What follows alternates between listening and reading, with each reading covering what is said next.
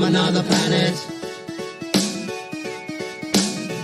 Is Janet from another planet? Is Janet from another planet? Is Janet from another planet? Is Janet from another planet? Is Janet from another planet? Is Janet from another planet? Is Janet from another planet? Is Janet from another planet? Is Janet from another planet?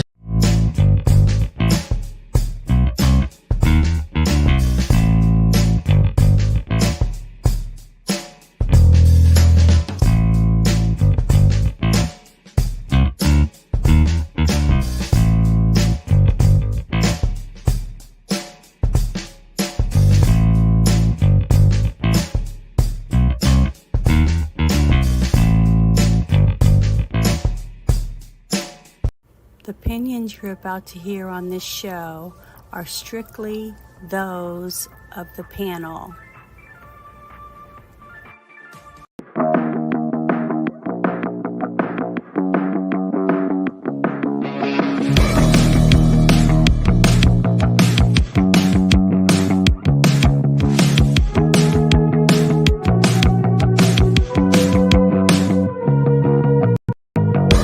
The following program is rated TV MA LSV. It contains strong language, sexual situations, and violence. It is intended only for mature audiences. Hello, hello, hello. Welcome to the shit show. Just kidding. Hi, you guys. I've missed you the last 2 weeks. What's going on? What's going on? I'm here. I get all ready and dressed up and everything, and going, look, where's the chat? What's going on? She went to the Bikini Bistro. I don't know. I went to are you gonna show? in Florida, and I babysat 2 beagles and house sat. So someone could go to Norway and visit their in-laws. So it was great. It rained a lot though. I had like 3 full days that were like really sunny and nice, and the rest of the time it was raining. But they said that's what time that in August that's what happens. So I guess it rains a lot in August in Florida, especially down near where I was at, near Miami. So it wasn't too bad, but it was beautiful. She had a beautiful house. She had just moved in. It still had boxes that weren't unpacked and stuff. So, she was thankful. I enjoyed myself. It was great. But I want to start out this show today because last time that we did a show, it was just Ruben and I passed out my first massive dickhead award, right? So I want to do it again tonight, and I'm going to play this first. Okay, because this person, he got instant karma for his actions. I saw this little video go down my timeline, and it was posted by by James Woods, and I'm going to laugh a lot when it happens, but I think it's hilarious. It's funny, and it's commentary, by some other person, but it was shared on there, and I want to share it with you guys because I think he deserves the massive dickhead award. So here we go. You guys ready? Okay, here we go. Sure. Welcome to Barataria, Louisiana. Yeah, I know when a video starts out like this, we normally think it's Brazil, but no, this is in the good old U.S. where a man is pulling out his knife. But we all know you just don't bring a knife to a friggin' car fight as he pulls off a flip-a-doodle-doo in the earth. His head in return for his efforts. His girlfriend, boyfriend, I do love vehicular homicide. Oh my God. He's like, no, and she's like, what is it? Is it your back? And he's like, no, I'm gonna end Joking, up. of course. Yeah. Oh God! Oh!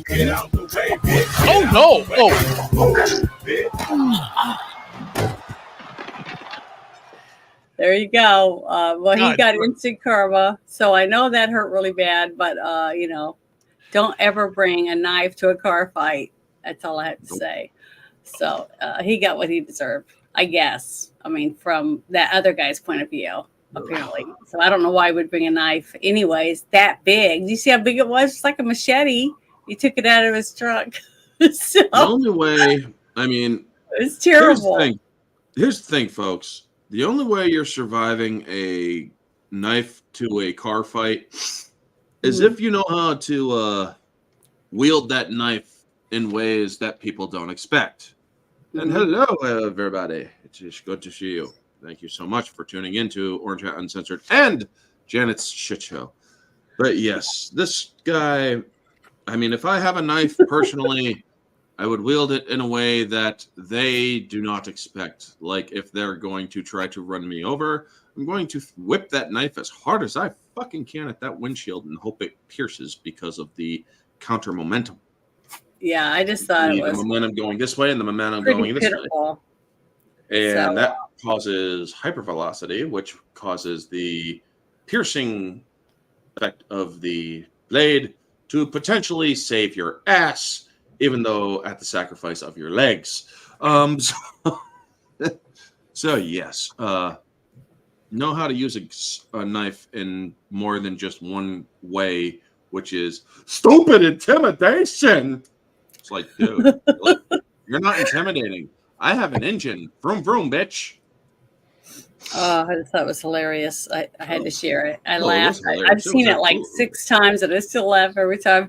And I probably shouldn't, but you know, I'm so sick of people just losing their freaking mind and thinking they can just attack whoever they want. You know, and that someone's not going to defend themselves whichever way. I mean, if you went after him, the guy jumped in his car. What did you think was going to happen? I mean, I don't know. It's like we have no common sense in the world anymore. But that's what's so scary now is that you have the two aspects of it, or I would say 2 or 3. Number one, if you get into an accident or something, an altercation occurs, the accident is normal, but an altercation occurs and you get out of your car, who knows? That's a setup. It could be a setup. Yeah. It's that it happens now where they can hit you or knife to you and all that stuff. Maybe that's what happened. Maybe that's what happened, that the guy, who knows, the guy hit the guy and then it came with a knife to confront him. And then the guy just said, screw this, I can use my car.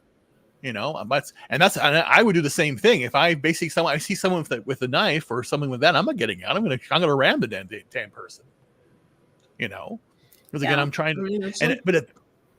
But we're living in this crazy world right now where basically it's like if you're a good Samaritan doing something that you could get in danger. And again, it goes back to the Bible stories of how it is and what's going to happen. And I feel like that sometimes, you know, where if you do good, no good deed goes unpunished in a sense.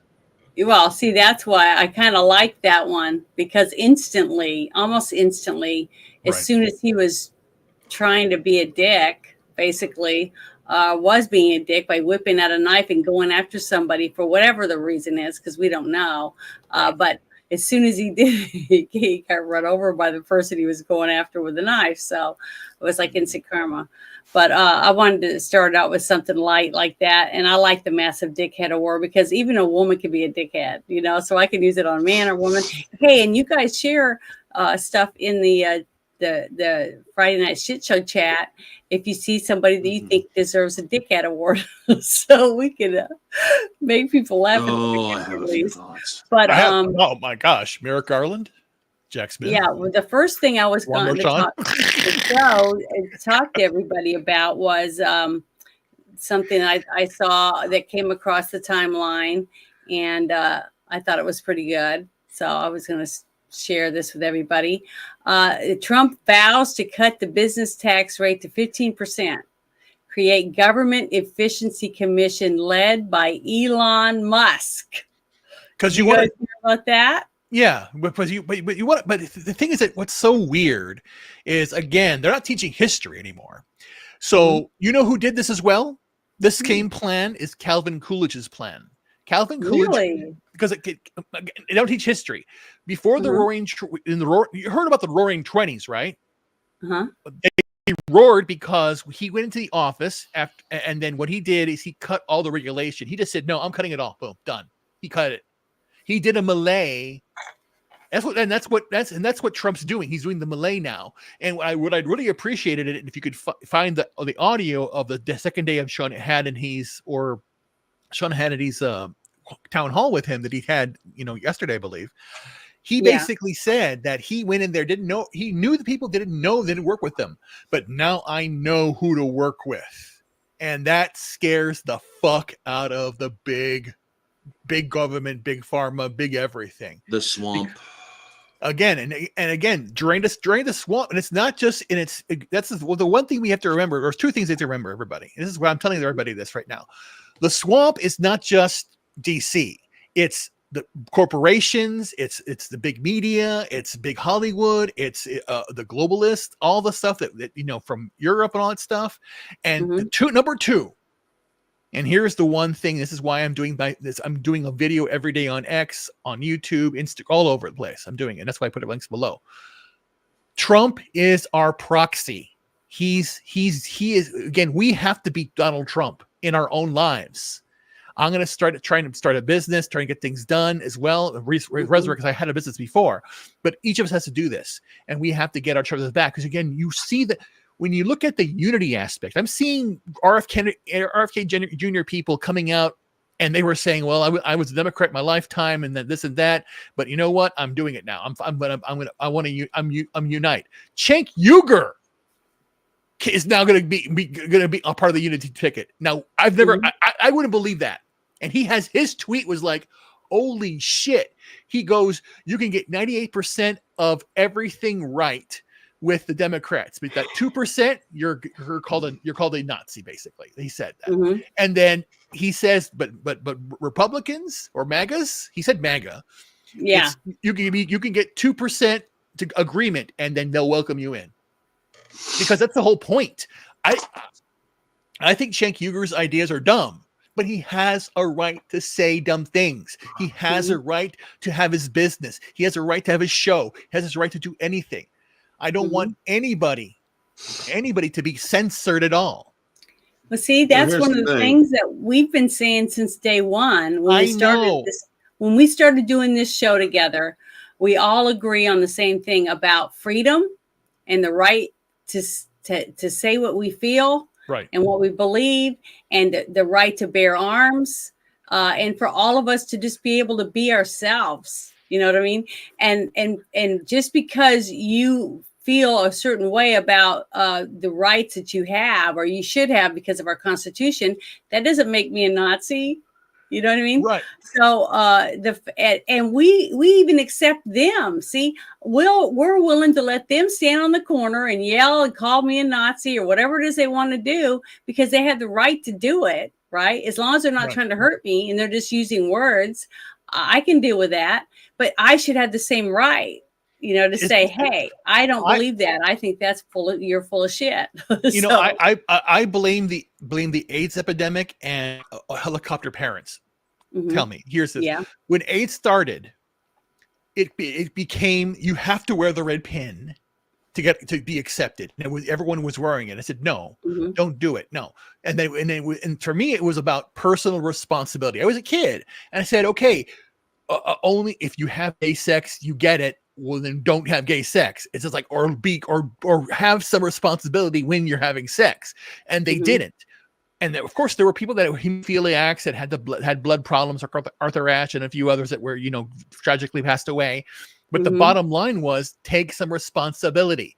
And then it leaked into Hollywood. And then the whole the first thing that hurt I remember was when they said, we're not going to say the winner is. We're going to say the Oscar goes to. And right then and there, I went, holy shit, they're trying to, not offend anybody. And I went, that's why I stopped. I actually stopped watching the Oscars when they started doing this. So I've known about this, what they're doing for a long time.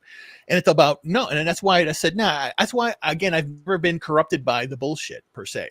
And then the whole idea that the bottom line here with when they did the whole lockdowns, and you had these same people, if they say my body, my choice, and I wouldn't care, because again, I'm not going to get my wife couldn't have kids. She had a hysterectomy, but you know, God forbid, if I get married, again, I would say if I get married and have kid, that's my thing. And I was like 17 years old. I remember in health class, and somebody said so-and-so's pregnant. I went, well, they're not married yet. How can they be pregnant? It clicked in my head, because it's like, you don't do that until you're married. And it was like logical to me. But now that they're doing this, they want to corrupt you. Music, media, even the government's doing it. They're paying, like what was it? The Ice Cube came out and said that the government paid him to do raps, kill the police, and all that stuff. That came out from the CIA was doing it. It's counter programming. They're doing it, and everything that's wrong or you can complain about that the government says we're trying to fix, they actually did it. They created it. Usually, okay, like common sense tells you that if your husband comes home from work late and he points his finger at you and says, "You're cheating on me," what does that usually mean? Right. They're usually the one cheating. So you know what I mean? So you always push what you're doing or thinking or whatever on other people. Right. And basically every time we hear the left or whatever accusing me or you or being a Nazi or whatever, they're the ones doing it. I mean, if you think about it, they anti-fascists, okay, they call it their Antifa. Basically everything they do is fascist. So it doesn't make any sense. But again, as we're approaching the election day, the propaganda, the military industrial complex is ratcheting up. Hence what they did to Lauren Chen. I don't know what's going on here. I trust the situation. Sorry, I trust the innocence of her. But again, the fact that they had this honeypot set up to set her up pisses me the fuck off. The government allowed this to happen, and they've been monitoring for a long time. And then they came up and saying, "Oh, Tim Pool, Benny Johnson, and others, they were the victims. You know, we're going to help." And they're going, "Fuck you!" And then they were saying that to Benny, sorry, not to Benny, to Tim, that we're going to ask you some questions. And then Viva and Barnes, and a few others say, "Don't do it." Even General Flynn said it, because that's what happened.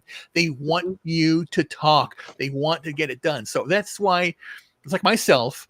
I didn't take the vow of poverty. Well, I did, but I want to live my life humbly. And I told Hai already that I myself do not want anything. I want nothing.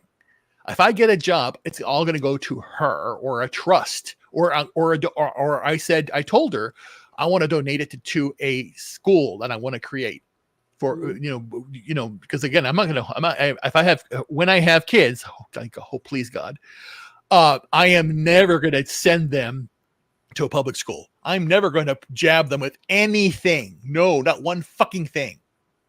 And again, even more so now that I've seen everything. Again, doing your research now, because again, now that I've seen everything that Robert F. Kennedy Jr. has been doing and Nicole Shannon has been doing, and then seeing the bunch of people out there, man, they are blowing the lid on so many things that are going on.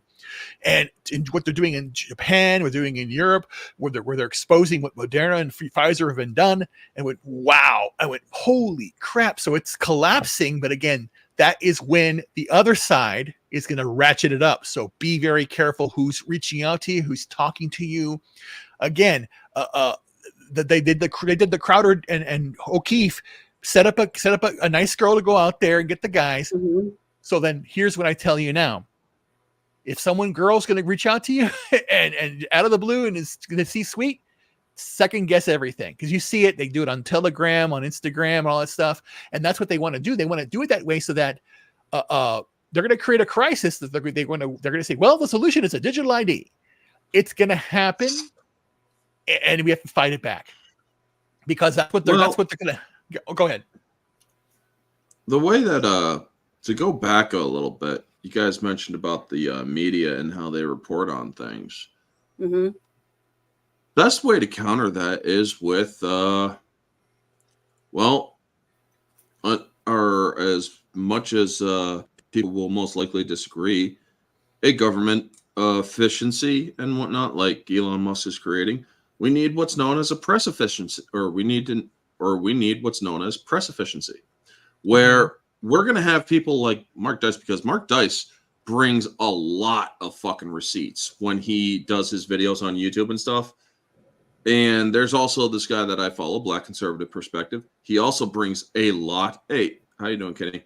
A lot of receipts and stuff to show the hypocrisy of what goes on in the media. So when the media decides to say one thing that completely is contradicted by what they had said before, or when they show clips taken out of context, we need some sort of group within, I don't know, maybe the government. Now this is not to censor, to clarify, folks. This is not to censor. This is not to take away any rights. They are free to say what they want. However, there will be context provided and fact-checked on or in real time. So when they run their little news reports and they start lying, immediately there will be an emergency broadcast strip going across saying this is false information provided or context provided, or context will be provided after. Don't you think that's going to make everything worse? I mean, the problem that I see right now piss them off to the point is the fact that people don't have any common sense because they're so bombarded with so much information from so many things, and they don't take the time to read or research or find out anything. They just go around like whatever. Yeah. Because you had the AP story that basically ran that JD Vance said that, you know, it's a fact of life of school shootings, and then they had to retract it, but didn't do a retraction, just deleted the tweet, but not after like, what is it, 4.5 million people saw the tweet. Yeah, they had to do clarifications, but the rest of the media fucking ran with it. But Kamala's still running with it. Yeah, I know. But the thing is, when I brought this subject up about what Trump said, right, and about him wanting to do this whole thing with the cutting the tax rates and stuff, which now I'm sure you're going to see in a couple of days. Camilla says all this herself, and she has someone besides Elon Musk. It'll be Mark Cuban or something like that, you know, in her point of view. But the thing is, I think this right here, a government efficiency committee, is a great idea. I want to see smaller government. I've always been for that.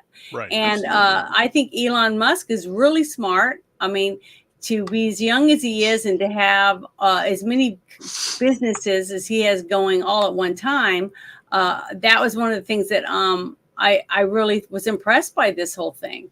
And this is on Fox News, so this isn't like something I made up or just scrounged around and found.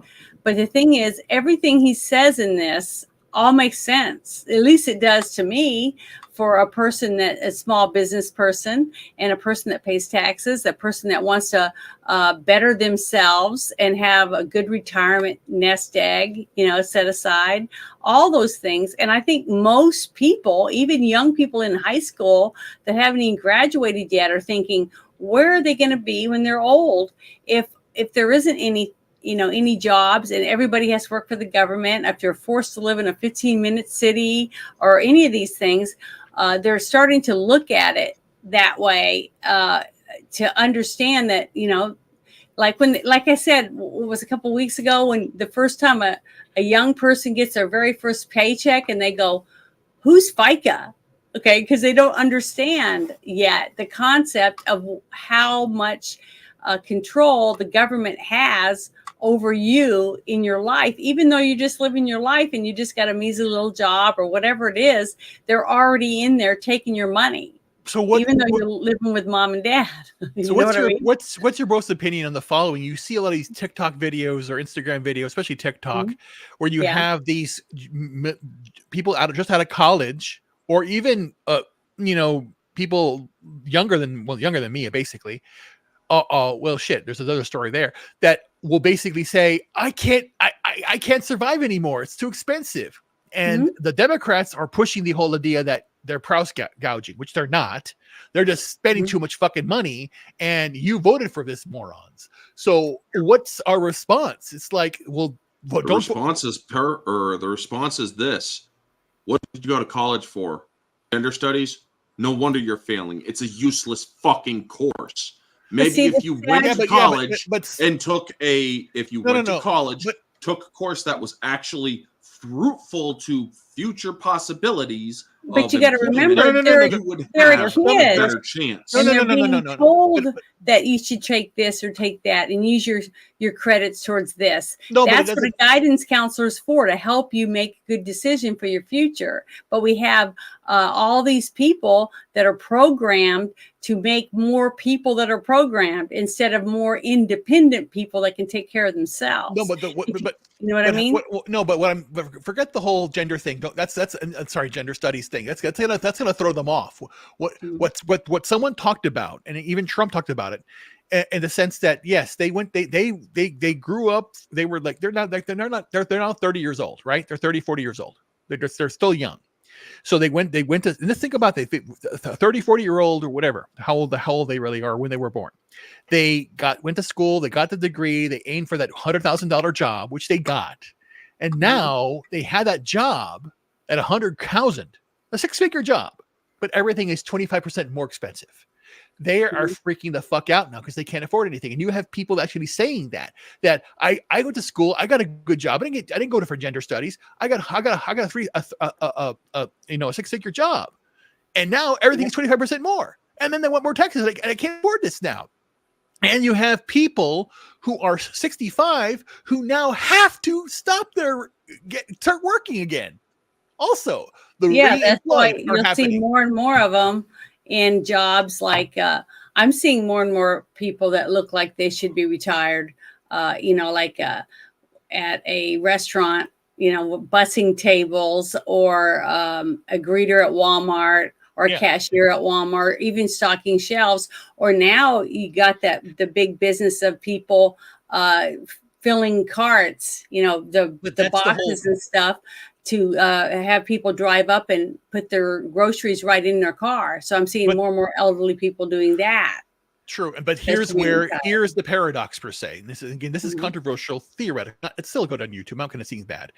So then you basically it's Nancy Pelosi came out and said, well, we want to live the American dream. We want to give everybody a house, which has caused the crisis in 2008. They want another bubble so that they can get these houses, get people in them. They lose their property. Then BlackRock comes in and takes the property.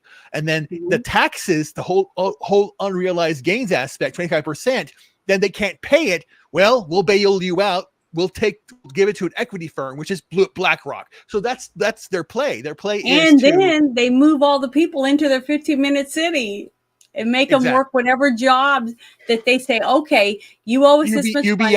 and all that stuff. Put you in here, and this is your job, and this and blah, blah, blah. And then basically they're owned by the government. They're slaves. Exactly. Okay? So, I don't see how, see how we're going to break this. Get out and vote and take 10 people with you. No, I'm serious. But here's the thing. I did my research. What is the percentage of people what is the percentage of people that vote? Sorry, who can actually? Now I'm saying it all wrong. What is the percentage of people who can actually vote that vote? The voting population. What is that? What's the percentage about?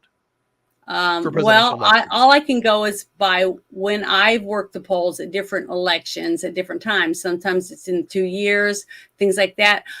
At the last presidential one that I worked, I think we had 37%. That's it. That voted. That's pretty sad. Well, it's more like 50, 55. Obama actually got less votes the second time around. Less people voted for him. So the participation rate. What he was all about. Yeah, I know. But the participation rate of the electing public is around 45 to 55%. It's very, it's not where it should be. It should be higher. People should have a vested interest. And a lot of the people, I think, and I really think the vast majority of them, I think almost 75% of people that don't vote, don't think their vote matters and are just black-pilled. Yeah, So- and that's what I honestly Hate believe black people. why the turnout was worse. And that's what scares me. I tell people all the time, just because people say, oh, it's going to be a huge blue wave or it's going to be a big red wave. So some of the people say, oh, well, I'm not going to vote. They don't need my vote, or my vote They doesn't do. matter because of the cheating or whatever the reason is.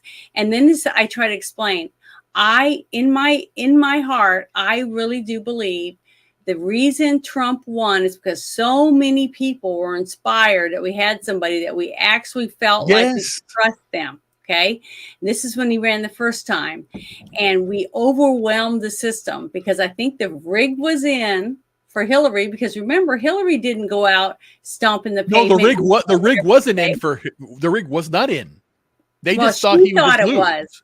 That's what I'm saying. She thought she was going to win. So when Podesta walked out there and said, you didn't win, and she threw that fit, I mean, you could just see that if she could have, lasers would have came out of her eyes and she would have burned them to a cinder. I mean, honestly, that's how mad she was. So then here's the thing. So what I'm trying to say is that she thought she was supposed to win.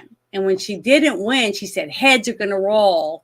I'm not going down alone. All these different things, So Peter the thing is that we won because we went out in record numbers trying to show that we still have something to offer, which is our vote.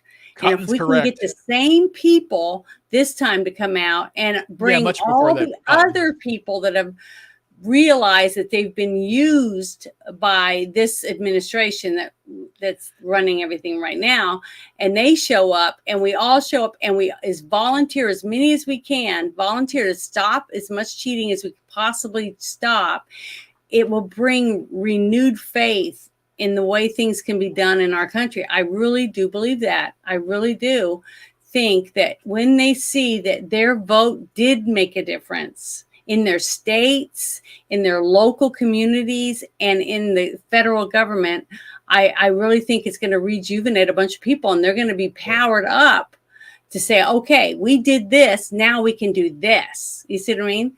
That's what I think. And that's why I pray for that every day. I pray that that will happen.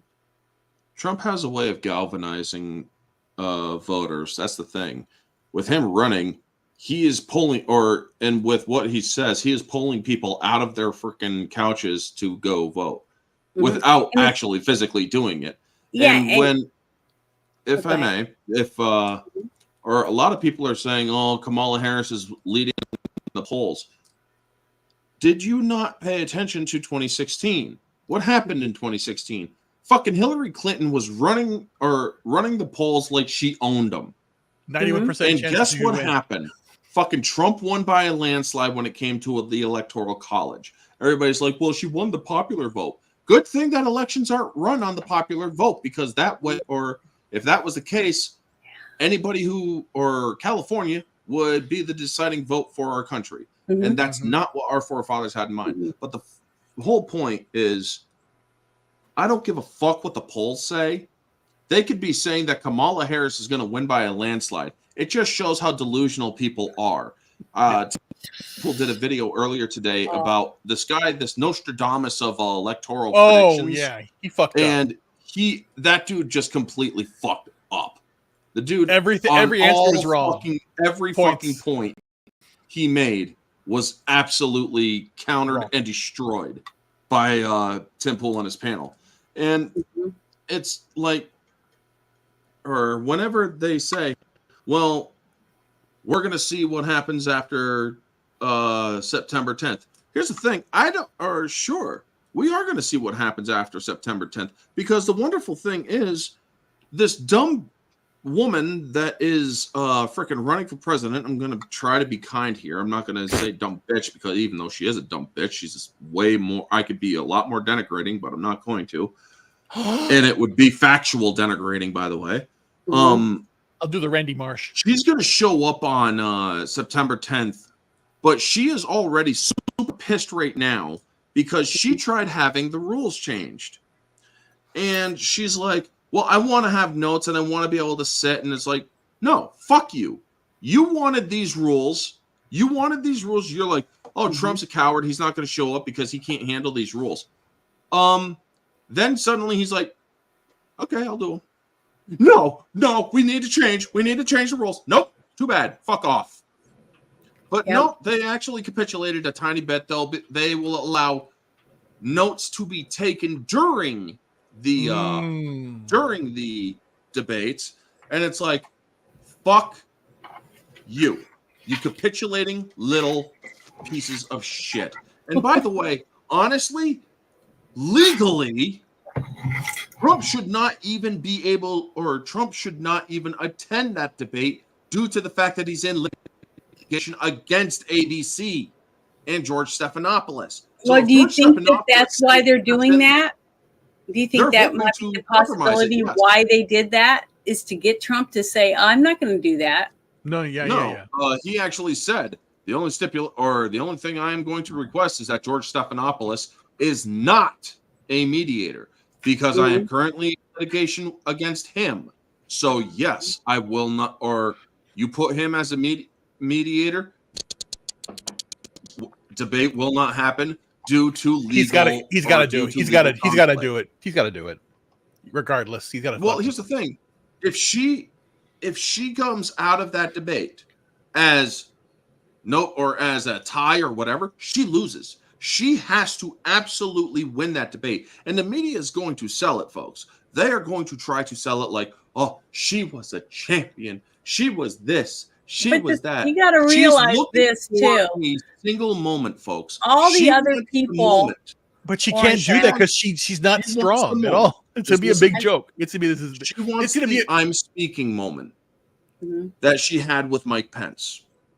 And without the mics being hot the entire time, with the mics being muted, she can't get that moment. Therefore, no offense to Kamala, I don't give a fuck about your feelings. You lost this debate because you went into the debate to begin with. What's your feeling? Because again, the general cultural and historical aspect is that when a man is speaking to a woman, if there is any negativity or confrontation debate, we tend to side with the woman regardless, because that's our nature. And you remember what happened to Rick Fazio. You're going to have that anyways, just because it's Trump. That's not true. Not for me, anyway. Well, yeah, not from you, but I'm talking about from the media. General aspect. Media, sure. They're going to sympathize with the woman because the woman is more compassionate. The woman is this. The woman is that. I want to say one thing.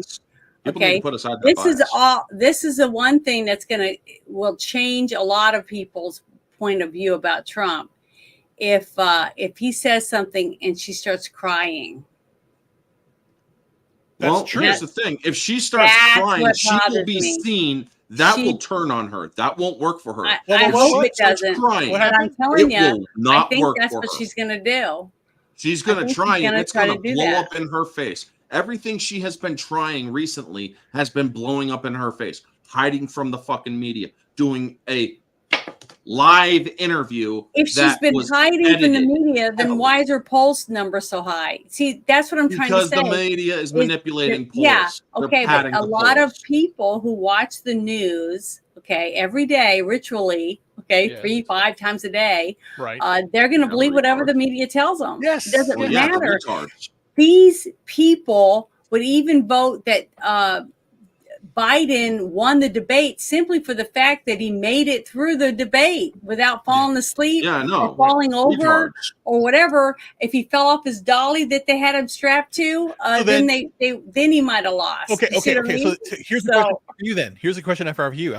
I knew already he was an idiot. When did the media turn on Biden? Turn on him? They turned on him during that debate. I think they were already ready to get rid of him way before that. That's why I kept saying he's not going to be on the ticket. Okay. So then they were just waiting for the right moment to get rid of him. No, here's why I don't believe that though. Look at Joe Scarborough. He's not 1 week before, or just like a week or two before that fucking debate. I'm going to tell you guys the truth. And F you if you can't handle the truth. Joe Biden is sharp as a tack. He is so great. The sun shines out of his ass. His freaking never mind, I'm not going to say that. But anyway, he said all of that shit. And then when they had that fucking debate, Joe Scarborough's like, shut the fuck up, you dumb shit. You're fired. I mean, that should have been the fucking head of MSNBC right then and there. They should have said, Joe, you're fired. You and your wife, get the fuck out of this building. But here's the thing I want to know, because again, when she had that interview with Dana Bash, whatever the fuck your name is, when they had the interview, it was that whole edited aspect of it. And then CNN actually did hammer her back on a few items, but not a lot. It was a softball. It was a softball hit. Yeah. They still have the tape. They haven't released it yet. Do you think that, so we're on the 6th right now. If things go really south, do you think they'll release the whole tape? No. Yeah. No. I'm saying if things go south, if she tanks the freaking yes, I feel that the media will do anything they can to cover for this administration, period. To make Trump look bad. They won't release it. They won't release it. Yeah, they won't. It'd just disappear. Somebody dropped it down the toilet or whatever their excuse, just like what happened to Epstein. The camera was miraculously turned off and he killed himself. I won't say that. And the guards were sleeping. Every single, and then look at the assassination attempt. One flub after the other, but it's nobody's fault. It's that person. See, here's always misdirection. The one thing that I am like, holy fuck, they're in on it. No, Butler. Yeah. Who was there at Butler? And who showed it live? The one speech that they showed live for CNN. Yeah. They had a special photographer there with high-speed film. Yes. Just all these things. They started adding up. It's like all of this is not a coincidence. Grumpy, right there, what? Grumpy in the chat. The big one you said. I do not agree. They were trying to hide Joe Biden's health. They tried to hide it, and it couldn't. Or what they were trying to do was fight time. Time and human health does not give a fuck about what you feel. So here's what's so scary. I agree with Grumpy because I said it last year that he was not going to be on the ticket. I said here's what's so scary. Here's what's so scary to me. It's easy to predict that, though. Here's what's so scary to me. When he pulled out, which we all know he would, I thought it'd be an open convention. But the fact that that's what I thought. But the fact they installed her and that the Democrats. But that's what's frightening. The frightening is that the entire Democratic Party and anyone who believes in the Democratic Party, it's a hive mind. They basically got their update, downloaded it, and then they switched. Yeah, remember what I said earlier? I said that everything they say about us, is what they're already doing. And they say what MAGA about us? We're a cult. Okay. They're trying to say they're literally running on communism right now, folks. And the Democratic Party is not the Democratic Party. They are the literal Communist Party. Yes. I mean, here's another thing for you. They actually said this, or fucking Kamala Harris actually said this. Joy through strength. And again, they don't teach history. They don't teach history anymore. Said that in the 40s. Do you know what political party said that in the 40s? I will give you the answer right now. The Nazi Party. Exactly. I'm sorry. Kamala isn't hiding it. He wants to do all of this shit, fucking banning guns, the fucking assault weapons ban. She wants to fucking put up a border wall, which apparently she did like 50 fucking tweets that even CNN and MSNBC called her dumbass. Yeah, but she's been vice president and the border czar. She's also a Maoist. She hasn't done shit. She's also a Maoist. So anyone who believes that she's going to do it now, if you put her in office, they're an idiot. That's my answer for They it. are going to do it anyway because opinion. they want. They're not hiding anymore. They're not hiding anymore. Here's the thing. Here's what I honestly think will happen. If the worst fucking happens, and Kamala Harris wins. Oh, I'm fucking leaving the country then. Shit. The second, or here's the thing: we've already had the Biden-Harris administration for 4 years. Yeah. He has done violation after violation of the Constitution, and not one fucking Republican did anything to fucking impeach his ass. Right. Everybody's like, well, you don't really need to impeach him. He's not going to be fucking president anymore. I don't. He's too old. He's too old. Senile. Let me finish, please. I don't fucking care if he's old. I don't care if he's fucking senile. I don't care any of that. They have it on fucking historical record that Donald Trump is twice impeached. Then fucking return the favor to Joe Biden. Impeach his ass. Put it on the fucking historical record, and you know what? Guess what? They have to put that in the fucking history books. They have to put that in the fucking kids' books that they love to sell and all that shit. Here's the thing, folks. Play the fucking game the same way they do, but play it better than they do. Don't play it dirty. Play it better by their own fucking rules. Because if you do that, instead of trying to take the high road all the fucking time, you piece of shit Republicans, including my own fucking Congresswoman Elise Stefanik, you won't have this fucking evidence to fucking impeach. We don't have. You should have already.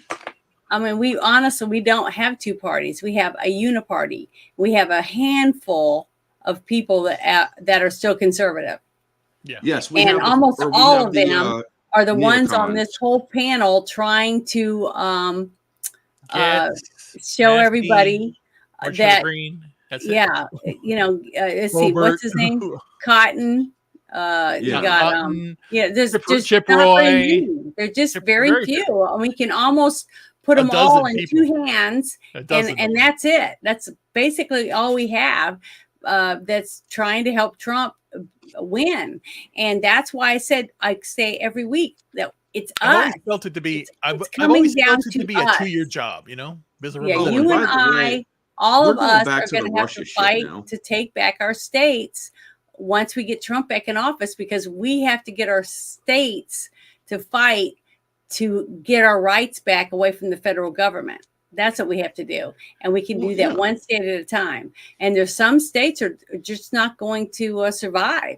But then we have to be ready to fight with the people in our state. So when California and New York and some of these other states start saying, we need help, we need to be bailed out because we're way over our head, we have to say, F you. We're not giving you one dime. My state passed a balanced budget amendment. Why should my state and the people in my state that work hard every day, just like other Americans do in other states, have to pay off the debt of some dumbasses in California because they wanted to put tampons in boys' bathrooms and stupid shit like that?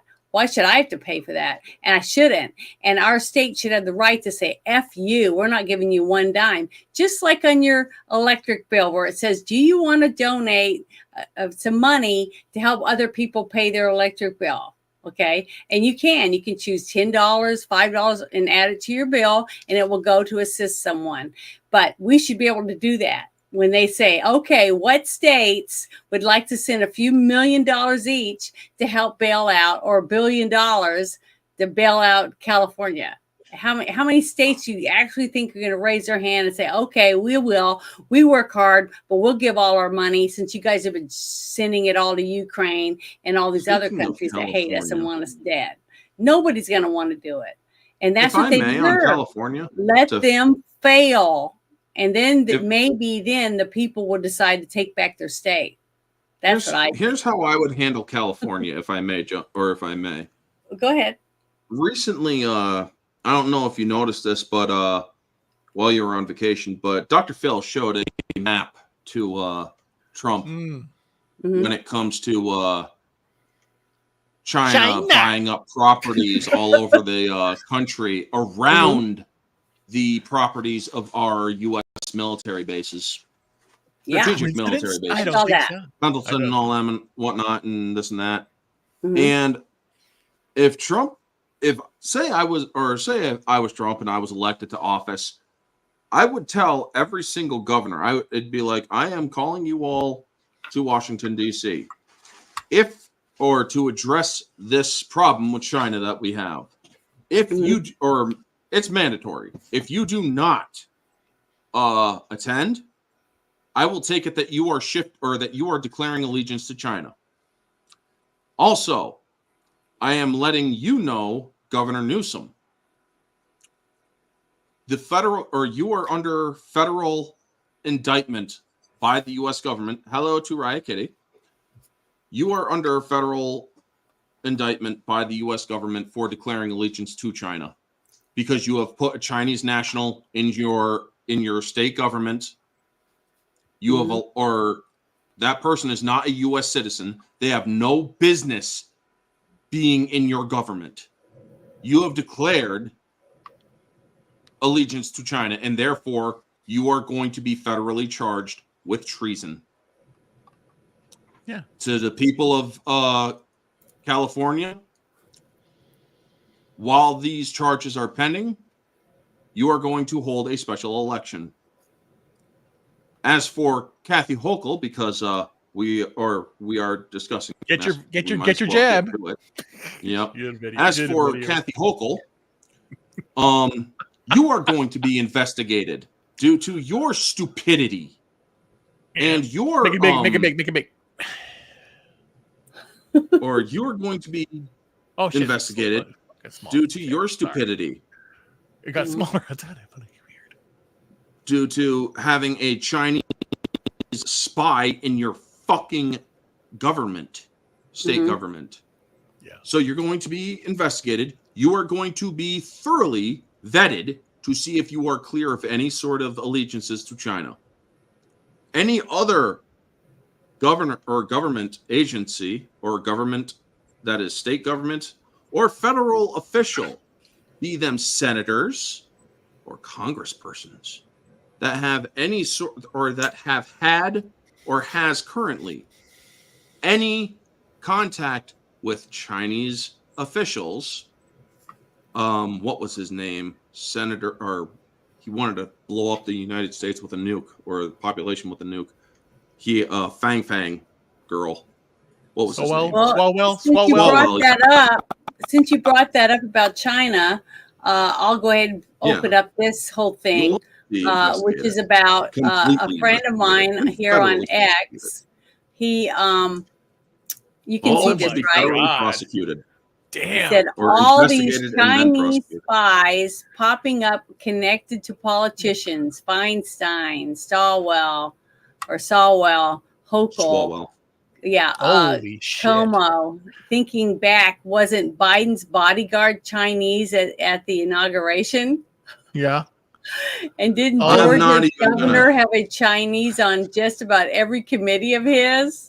Did you? Oh my God! I got to say, this is kind of breaking news. Not breaking news. It happened 5 hours ago, but I didn't saw it right now. Cenk Uygur basically told that the story I told about, supporting MAGA. Is very open to him now, and he doesn't understand why Democrats are doing what they're doing. As we know, what happened today, also no surprise, and it's kind of a backfire per se. I think is you had Dick Cheney is going to vote for Kamala Harris. Oh, yeah. And now Cenk Uygur basically said, here's what's not helpful. News that Dick Cheney's planning to vote for Kamala Harris. So even he knows that it's all fucked up. It's the neocons, it's the war party, it's the warmongers, the uniparty of that side, where, again, everything that we've talked about on the show, things that you're passionate about, the whole child trafficking thing, all that's going on here, what they're doing. And again, it's this government, it's the CIA doing it. It's all this shit. And it's insane what they're doing to America. My God, it's insidious. Yeah, it's the hole's getting bigger and bigger and bigger, and we're all going, "What the fuck? How did I miss this big of a hole?" And again, I am ready to fight. I am done. I am basically, like I said, as soon as I get everything worked out here, and I'm still sick. Imagine how fucking stupid that is. That I am so sick still. Not sick, but weak. I'm weak, but I'm still strong. Essentially, my condition is called myasthenia gravis. Everyone knows what it is. The best analogy, the Princess Bride. I have no strength, but I was strong, and I have to rest a long time. Then I can start walking again. Literally, that's how I feel. It's that same kind of pain happens, and then I can't move for a period of time, and then I have to regain my strength, and I'm back to normal again. That's how it feels. It's very, very weird, but I don't get colds or flus or anything like that. So the point is, I decided that that's it. I'm done. I am basically, like I said, selling everything else. As soon as my thing with the doctor and the government, get my disability payments done through, I'm done. I'm going to go and fight for America. I'm done. I told Haya the same thing. We got to do this now, because it's not. It's no longer about. It's no longer sitting on the sidelines. You have to get out and rally now in yourself. Yeah, September, October, November. You better vote, because it's not over, my folks. It's not over. Because again, Jamie Raskin has said January 5th. He said those MAGA people are going to have a rude awakening, because we're not going to certify the vote. So this is not over yet. Yeah. So what I think is going to happen, my opinion, is that after election, when there's a landslide of people that come forward and actually vote for Trump and down ballot, which I'm praying that we can start getting more seats where we need them to help get things accomplished in our states. Right. And if we can do that, there's going to be all hell's going to break loose, because you're going to see Antifa, Black Lives Matter, who knows what other groups. And then you're going to have false flags, where people are going to dress up like MAGA people, which is funny, because if you have a person that wants to commit a crime, basically, why would they put on a red Trump hat and a Trump shirt and stuff and go out and do it? You know what I mean? Here's so I don't weird. know. It's just Here's ridiculous. Here's what's so weird, or per se. Right now, you have Kamala Harris going along, giving these rallies, whatever, not doing interviews, and she had the DNC. But you got to remember what happened outside. You had Antifa and you had Palestinians out there yelling at her, at her. Now they're yelling at her. Now, what could Trump do to win those people over to vote for me? Because if she wins, the war is going to get worse. Oh yeah. So then and Trump doesn't want any more war. So what is the master stroke that he can do that these Antifa, BLM people lay down their arms and say, no, we're going to stop doing this? Because again, Black unemployment during the Trump era was better. He did so much, and they don't see that. So what is going to happen with these agitators right now that are going? They're not going after Trump. They're going after Kamala. So what does Trump need to do to get these people to start voting for him? Again, you have Shanahan, you have Kennedy, you have Elon Musk, you have all these people, and the reason why. What's sad is you're having more and more people with the walk away. Okay, you had the walk away movement. More and more people were stepping away and coming out publicly and saying, "I can't vote for these people anymore. These people are so corrupt. They're everything they're pushing, I'm against. That is not what I want." I mean, I have tons of friends that are gay, lesbian and gay, okay? But they don't agree with the agenda of this transgender stuff and having kids taking poisons in their body and having surgeries that's permanent before they're even old enough to even know what they're doing. Okay, so they didn't agree. And then they felt that the left has stolen all the work they had done to be just accepted for being gay or lesbian and be able to live a life without having people riding their ass constantly or not be able to get a job or whatever else. They finally were getting to where nobody gave a shit, because guess what? Conservatives don't care. Almost every conservative that I know could care less what you guys do behind closed doors. Just don't come and tell me all about it. Just like you don't want me to come and tell you about all my romantic interludes, and I don't want to see it in the street. I don't want to see people's dingle dangle hanging out anymore during a parade than I do when I'm at a restaurant. You see what I mean? It's none of my business. That's how it should be. How do we go from Baby It's Cold Outside being offensive to WAP being empowering? And then from there, from like, YMCA in Village People in the 70s and 80s of being very normal to just plain out sex acts in front of kids. I don't know. But again, to me, it's nuts. But again, if I'm kiss a woman in front of them, they think it's offensive. If I eat meat in front of them, they think it's offensive. If I use my car, then drive, it's offensive and racist. It makes no sense. It's like, I'm living my life, but it's still my body, my choice. And it's like, but you have to wear a mask. But see, that's another thing. I could walk through the mall and I can see bunches of people walk by wearing masks. And, I might say to myself, I can't believe they're wearing a mask, because masks don't work. It says so right on the box. Okay. That's common sense. But if I walked into a certain area where almost everyone was wearing a mask and I wasn't, they would attack me. See, that's the difference between a liberal and a conservative that I've been seeing, is the fact that liberals attack you for everything. You're too short, you're too tall, you're too heavy, you're too this. It's constant bombardment of hatred toward me because I'm a Nazi. I hate blacks. I hate Hispanics. I hate, they don't even know me. Just because they might see that I have a bumper sticker on my car or I'm wearing a cross around my neck or something, they automatically judge me.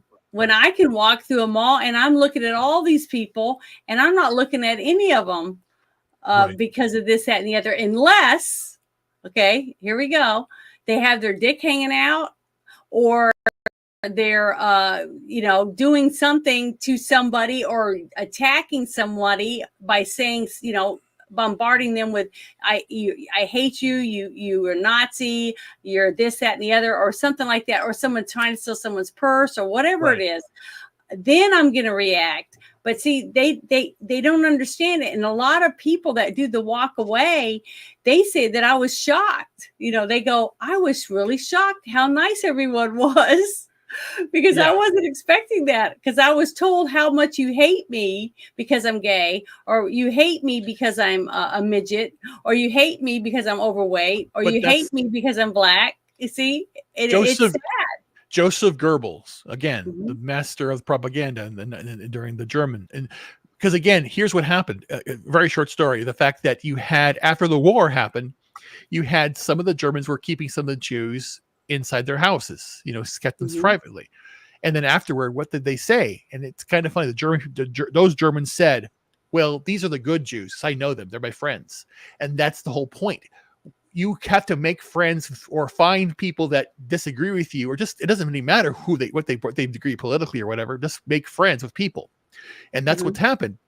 When you have a government agency back in there, that they had their radios that they sold only could tune into certain stations. They couldn't listen to other radio stations like in Poland or where else. So they only hear approved radio and then approved papers, what the line was. So you were inundated. They had Hitler Youth that would listen.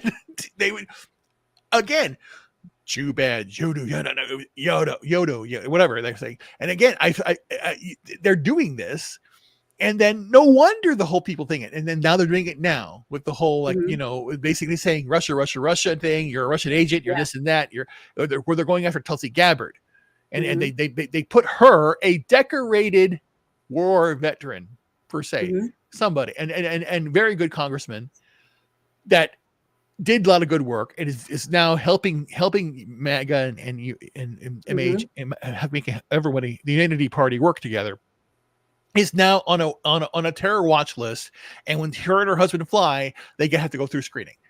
This is insidious behavior, and again, this has to stop, because again, they're basically saying to anybody out there who has to work, I have to keep working. I can't speak up. I have to have a job. I have payments to make. I don't want to lose my job. It's fear. They're afraid of losing everything that they have. Okay, see, if you think about it, it's common sense. You have a government and they're thinking to themselves, we need more money. I need more money for me because I want to take 2 vacations this year, not 1. So they start thinking of ways to make more money. Well, one good way to do that is you start taking people out of the community and putting them in free housing, giving them free food, giving them free transportation to where they got to go or to the doctor, right? Then you say, well, now we have to build more government housing for these other people because we still have people that are living in the street or whatever the reasons are for it. So then they get more and more people over time, gradually. So it seems very unnoticeable to people like us because we got 2 jobs or we got kids, we got this, that, and the other going on. And we're not noticing this small rise in 2 cents here, 2 cents there, 4 cents for our taxes going up. So over 10 years, now we have 6 government homes or apartment complexes. And a lot of these people are now working for the government because now they need more people working for the government to take care of all the paperwork from all the buildings they have. And the more food they're giving out, and the more medical, and the more dental, and the more whatever they're giving out for free, school, college, whatever, to all these people. So what happens when you have over half the United States of America all working or earning something from the government?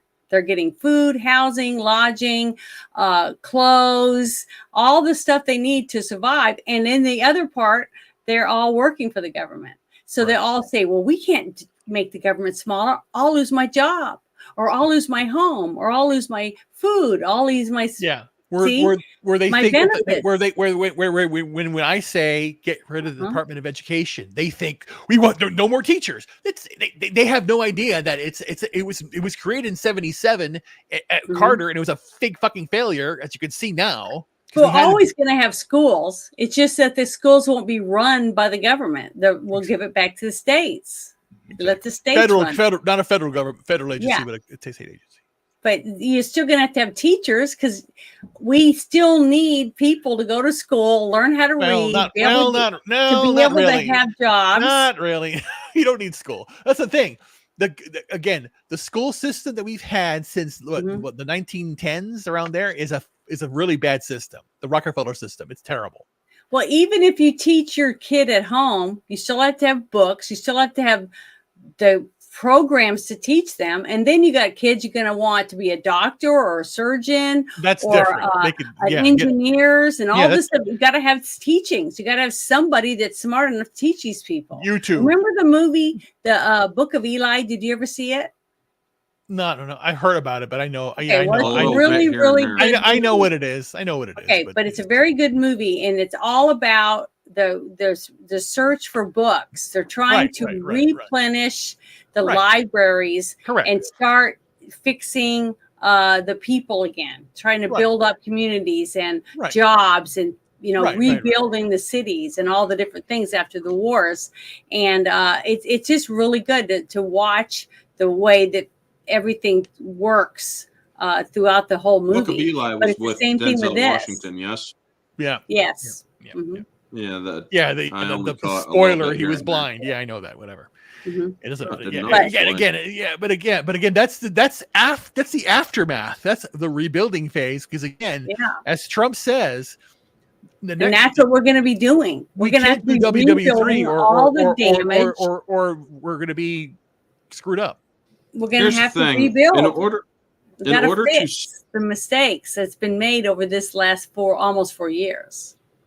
And one of those mistakes is taking care of Antifa, because one thing he should do when he gets into office is immediately declare Antifa a terrorist organization. No, can't do that. Yes, because they have already proven to be violent and destructive to cities. That's a legal process. It's not a terrorist process. Well, you got to remember too, Trump is real big about the states having control over their state. Exactly. So if you have a bunch of rioters in Washington State, okay, let's say Washington's got a bunch of looters and rioters, and they're tearing up a few of the towns in there. That's up to the governor of that state to say they want to have, the what is when it? you put them on a federal National terror. Guard. Yeah. When you put them on a federal terrorist watch list or a federal unless terrorist the president announces that we're under like martial law or something. See, then it will change a little bit about how things are going. But Trump has never done that. Just like he said about the jab, it should be individuals that be able to make the decision, or the governors. You have to let the governors of the states make the decisions for the people of those states. Okay. And that's what he's going to do this time. So the thing is, that's why I'm always saying you have to fight for your state. You got to start locally and work your way up to the higher government in your own state to take it away from the federal government. That's how we're going to win. And it's one state at a time. Right. That's it. Honestly, we have to do it. It's up to us now. Yes, exactly. By making Antifa a federal terrorist organization, meaning that they are designated by the federal government as a terrorist organization. One, they have already, or their acts they committed fall under the very definition of terrorism. They have committed violence for intimidation or for political intimidation. Protesting doesn't do that. No, but I'm the not talking about these people are burning fucking cities. That's protesting peacefully. No, that is not protesting. That is terrorism. Again, I'm giving that's their argument. Okay, you're being facetious then. Fine. Well, the thing is we have to realize. But you can't do it. But regardless, you cannot put. They doing that is just as bad as them. You cannot. Well, see, that's why it has to be because done one by the state is against and by the the governors of the state. The law. Because they can do that. If it was set up to my governor, government can issue a terrorist. My governor would handle it way different. However, than the Orange states governor. See what I mean? The states, however, if the states basically, and this is a thing where the federal government can actually, or most likely, I'd actually have to look it up a little bit, can actually override the states after they are designated as a terrorist organization by the federal government.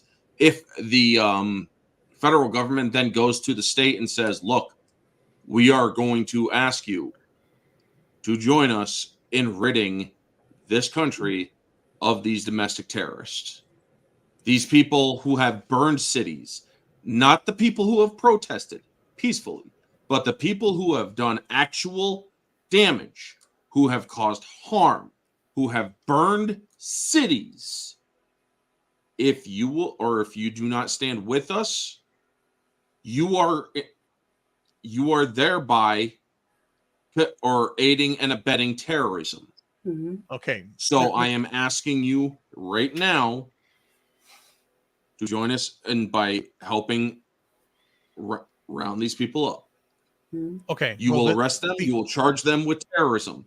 We will then take, or after you, or after you charge them with they're going to take. They're going to go after the militias and stuff. Well, see, that's what the president could say. He says that he's going to put a team together, okay, about how to stop this domestic terrorism, and then his team would get, and he would say that he would want all the governors to make sure that they are in contact with this team so they can work on what they need to do in each of these different states and what to do about the problems that they're having with domestic terrorism. Yeah, but you have to address the situations, not the organizations. That's what I'm talking about. I didn't say anything with organizations. I know you didn't. Orange Hat did. I know, but that's his opinion, and if he thinks that that's what it should, and I like the fact that our chat is getting to hear all of our different opinions. But I'm saying their own conclusion. I know. What I'm saying here is what you have to do is when they do it, like let's say the one thing they do when they actively organized their busing to get 100,000 people to Chicago. That's the organization you go after. What are you doing? Those are the organizations you want to figure out. What are you doing? Why are you doing that? When who is putting the bricks in Chicago? Who put the bricks there? And Who did with that? a task force Exactly. that the president sets up, and Yes. they get with each of the different governors in the different Right. states, then they can figure out, okay, now I'm going to give you whatever you need to find out who paid for this, who did that, who bussed in those people, who did this, blah, blah, blah. You see what I mean? Now that governor feels confident that when he asks for something or she asks for something from the federal government for assistance, from the Secret Service, the CIA, the FBI, whoever they need, that they're going to get it. Okay. And then you have all the sheriff's departments in all the different states being able to use those resources to help capture the people that they feel are the ones that were responsible. And all of that will work hand in hand. And it won't all say, well, this president is a tyrant because look what he did. See what I mean? You put it in the you put it back on the states, because then it's that state didn't handle that very well. Just like, look at all the chaos we had going on after COVID. We had some people saying, look how good this state did. Nobody was forced to wear masks. Nobody had to quit their jobs. People could still go to work. The grocery store stayed open. Some states did a really good job because they had a good governor and a good group of people in that state that made sure that these are the way we're going to do it. And it didn't destroy their state's economy and all that stuff. Then you have other states that just closed everything down. And the only place you could go was either to the strip bar or to buy alcohol, basically. But you couldn't go to church. You know, it was just that was the stuff. I couldn't believe that. I know, but it's true. It did happen. It just, what I'm saying is, but then all the focus goes on those people, because all the people in this state are looking over at that state going, what the hell are they doing? I know. I remember Vegas, going to Vegas during and then the people that you had to wear a mask inside there, but you could take it off to smoke. Yeah, I know. Or you could go pick up a prostitute. You know what I'm saying? You could do anything and you didn't have to worry about wearing a mask. I mean, it was just dumb. Okay. Yeah, it was. And it was all for optics. And every time I saw a person wearing a mask, I'm a person that wears a mask when I mow. I have to, do a lot of stuff because I'm allergic to dust mites and things like that. But it says right on the box that it doesn't stop viruses, microbes and things like that. Okay. It says it on the box. So a person that's got 5 masks on and stuff, I go, what about your eyes? I don't know. It just was sad to me. It just seemed like so many people were so afraid they were going to die. And I said, wash your hands, cough into your sleeve or whatever. All the things grandma used to tell you when you were a kid, those are the things you need to be doing. Because if you go in the bathroom and you're using a public bathroom, why wouldn't you want to wash your hands before you leave? I don't know. It just doesn't make any sense. But the thing is, it saves lives when you just wash your hands and use common sense. I mean, honestly, I think it does. But, okay, well, we went through all this stuff about the Chinese. Now I want to go to this other article before we go to Orange Hats. We're covering, and just so Joe knows, we're covering all the shit in the shit show that we're living in. That's what we're doing. Yeah, we're going over a bunch of shit but we're not going to go anywhere. We can't go on YouTube. I'm trying to be very careful about some of this stuff. So, but this is a very interesting. I've been watching this whole thing with Dan Bongino, and it's got Matt Gaetz, and it had Corey Mills and a few others, and they've been discussing doing it live so people can hear what they're saying and listen to what proof and evidence they have that they've been bringing up.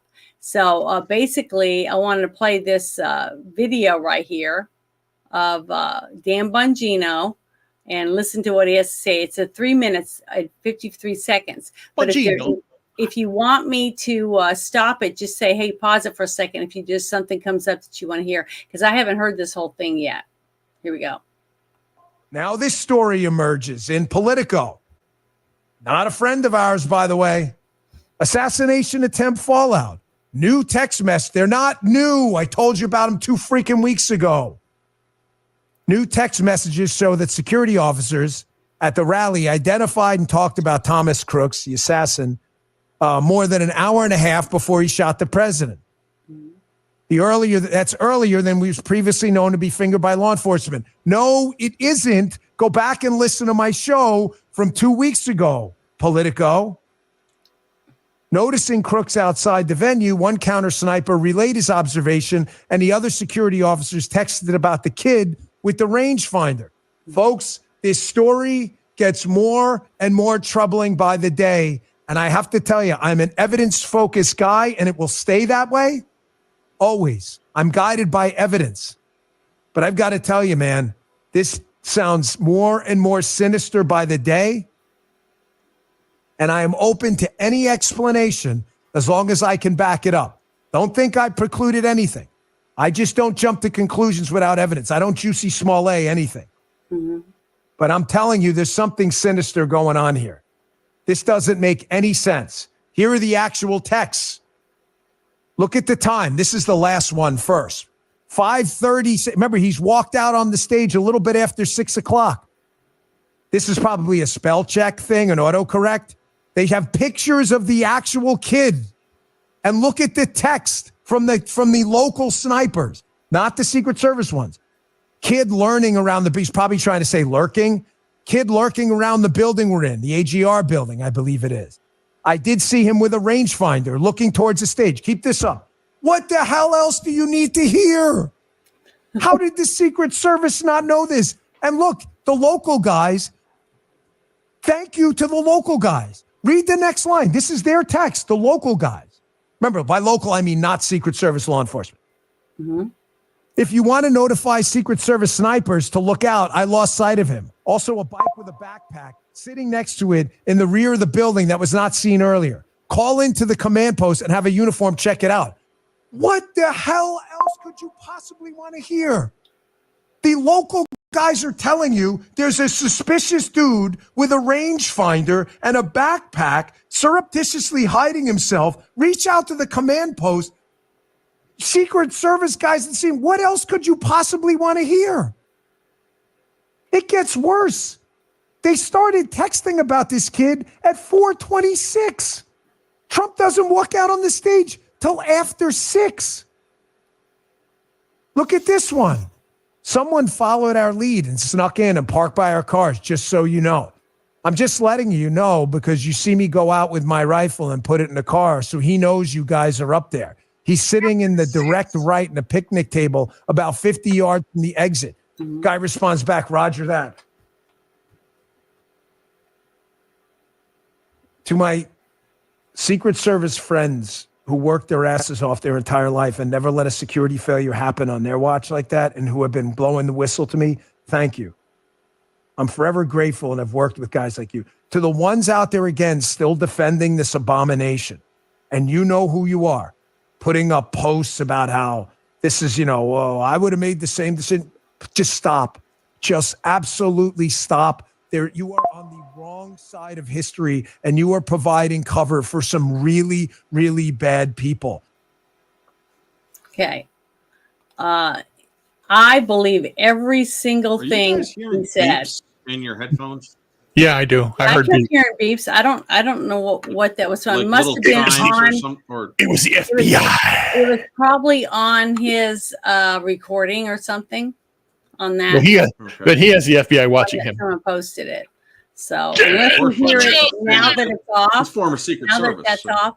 Yeah, see, if we hear it again, then we're gonna know one of us is being followed or something. I don't know, but the thing is that this is a guy that's what his job was. He guarded Bush and Obama and other dignitaries. That was his job. And he testified to a bunch of these people when he was being interviewed about how lapse everything has gotten year after year. It's gotten worse and worse and worse. And then he has many people coming to him going, oh my God, you won't believe what's going on. So it's, if you guys want to know anything about what's going on about the assassination attempt, it's been over a month and a half, almost 2 months since it happened, and the public doesn't really we don't know anything. We still don't know what's going on. The lady stepped down, the one that was supposed to be in charge, and who knows, she's got some cushy job. She hasn't lost nothing. I would be looking at her bank account and see whether or not she took a big paycheck from somebody to let this all happen so that they could get rid of Trump. Yeah, go ahead. That's why I think that it's important for Trump to actually go through with what he said and create the assassination commission. Mm-hmm. I hope he does. I think investigation or assassination investigation commissions. Mm-hmm. And I guarantee he's going to ask some of the people that are in it right now. He's got RFK Jr. He wants him to lead it. And here's the wonderful thing. If RFK Jr. is going to head that commission and also be a part of the Health Human Services one, mm-hmm. he will, or RFK Jr. will finally get unfettered and unredacted access to the one file that he has always wanted to get his hands on. Because the JFK assassination, as it stands right now, folks, and this is coming from old information, like as long or as old as yes, the Red movie has been on DVD old. So the RED, Retired Extremely Dangerous movie, because they did an audio commentary with a person who worked for the CIA, and he actually explained a little bit of stuff from when he worked at the CIA. And one of the things he said was, well, most people who join the CIA, the one thing they want to do is go check out the Kennedy file. And you put in all your requests and whatnot, and then they basically tell you, you got to be one of 5 people to get your hands on that file unredacted. And you're not one of those 5. You got to be like president and 5 other people, like head of the CIA, I'm guessing would be another one. Which was Bush, was both, wasn't he? Yeah. But the point of the fact of the matter is, folks, right in front of our eyes. There is a reason why the Kennedy file is not ever going to be completely, fully unclassified. Now, if Trump, or I guarantee you, if Trump tries to declassify the entire Kennedy file, he will be assassinated. Well, I've already tried. Got to get the Epstein list out. Because here's why. There's most likely you have all the conspiracy theories. CIA, fucking Lee Harvey Oswald, whoever the fuck killed Kennedy. Mossad and CIA. However, the truth behind his assassination is so poignant that it will destabilize our country. Bring it on, baby. That the truth would most likely destabilize our country.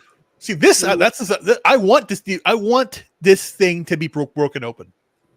No, but sure, the thing is, everybody does. But the thing is, you have to do it in increments. You have to. What you got to do is you have to also think about the consequences. The consequences being, what the fuck will happen to our country's infrastructure if you do that? Not only that, I don't want it declassified. Because if it is poignant enough to where it will totally destabilize our country is fucked. No. Right now we have China and Russia both in full nuclear prep. Do you not think that they will fucking launch, or they might even invade if they see us in any sort of or unstable status? But look at us right now. We are unstable. Wait. We got Commander in Sleep and Chitter Chatter Hyena as a vice president. If the government were to go after Antifa, or the government to go after white nationalists, or go after and in full bore press, like you were suggesting, that's worse That's worse than everything being declassified. If it's declassified, then it's simple as arrest them all. It's over. Get Gitmo. You have Gitmo. Send them there. They're done. Period. And then we just clean it up. And then again, it's basically everything goes to the governors. Because again, it needs to be reopened. In what? my opinion. Well, what? Gitmo needs to be reopened, in my opinion. Yeah. That's what I'm saying. But the whole point Hardwick is, Bentho said supposedly Trump was asked why he didn't declassify the JFK files, and he said something along the lines of, "If you saw what I saw, you wouldn't declassify it either." So that actually lends credence to what I was saying. No. Yeah, and what I want to say, I want to put my 2 cents in real quick, is that Trump has already been president once, and I think under the situation he was in, I thought he did a really good job, considering from day one they wanted him out. Even Obama spied on him before when he announced. I know. So what I'm saying is that I trust him enough to let him do what he thinks he needs to do.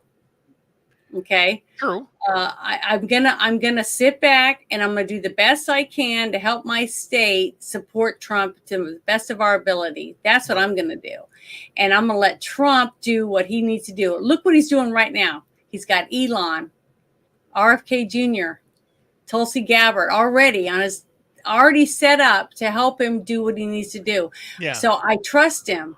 And so we have to put our trust in him, try to get him, make sure he gets there by working the polls, making sure we get everybody there to vote, right? Once he gets there, then we have to go back home and fight in our towns and in our state, just like I said, and back Trump and anyone else that's down ballot that wins. We got to push those people to do the jobs that they said they were going to do and let Trump get all the stuff out, close the border, stop sending money to all these countries, try to keep us out of war. All 50 million illegals. Yeah, deport people, do all these things to stabilize our country again. Then the other stuff, opening files and all the whatever else that he feels needs to be done, I'm sure he'll do it because I trust him. I trust him right now more than I do anybody at all in this administration. Exactly. Okay. So that's what we have to do as patriots that love this country and want freedom. Yeah. We have to work together and help our states take back our rights. Yeah, I want the Convention of States. I want to get us back to the 10th Amendment, which is basically throwing everything to the states. We did it already with Roe versus Wade. Everything go back to the states. See? Every amendment. Look what Trump did. The little bit that Trump was able to accomplish without hardly any help at all from anybody else, that could have helped. Just imagine if all the Republicans backed Trump when he first got in, what the hell we could have gotten done.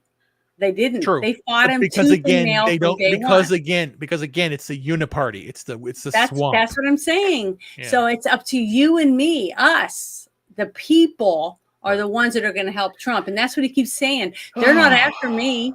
They're after you. This is why I really want to know.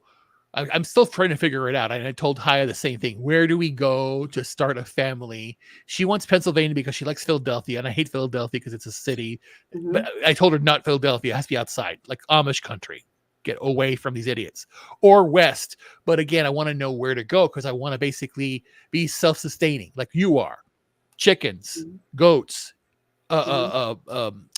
vegetables, bees, and then trees, fruiting plants. Mm-hmm. I've been reading the history of the presidents, and who was it? I think it was it Jefferson or Adams or one of the Monroe. He actually had a vegetable garden, and he would the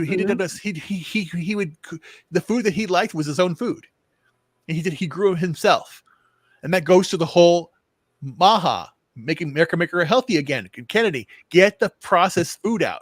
If we taught people home ec again, how to cook, how to prepare their own food, how to garden, how to do this, they could be self-sustaining. When you have time, not just a few months ago or a year ago, whatever that was, ultra processed foods are bad, and then recently saying maybe you should consider eating them, because again they want. And what is it? I don't eat ramen, but ramen is 100% fake.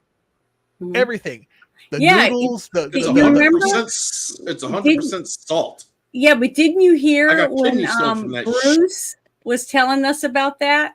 Because that's what he does. He cleans septic systems Oh yeah. right? And he told us about it. He went to one of those companies that make ramen noodles, and he said, I was suspicious right off the bat because I didn't see one cockroach.